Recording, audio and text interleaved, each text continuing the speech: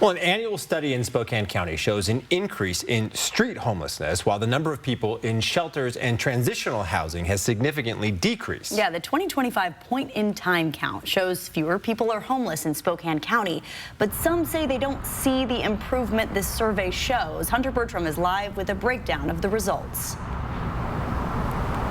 Yeah, Kirsten, well, this survey shows that across Spokane County, homelessness is reportedly down. But it's important to note this survey only happens one day a year, and the city says it's essentially to assess any gaps in needs. On January 2nd, volunteers countywide surveyed as many homeless people as they could find. Seen here are the areas surveyed for those living on the streets, and this one for those in shelters and transitional housing. And it helps us ensure that we're pointing resources in the right direction, but again, to the mayor's point, this is kind of a one-night snapshot. This count showed a drop in the number of homeless people considered sheltered in emergency shelters and transitional housing, falling 500 people. However, the number of those living on the streets increased by just under 200.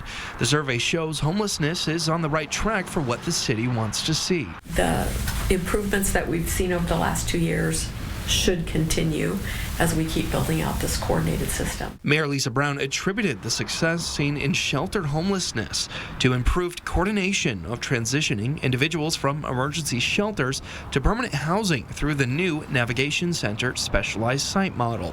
In response to the rise recorded in people living on the street, We are making really strategic investments to try and address those who are unsheltered and make more meaningful engagement so folks have a place to go. Also noted in this report is that both transitional housing and shelters are being used in Spokane County, with only about 16% reported vacancy the night of this survey. And the city did also note during our conversations today that just because we're seeing this decrease doesn't mean we've solved the solution. Rather, it's a benchmark to keep improving on.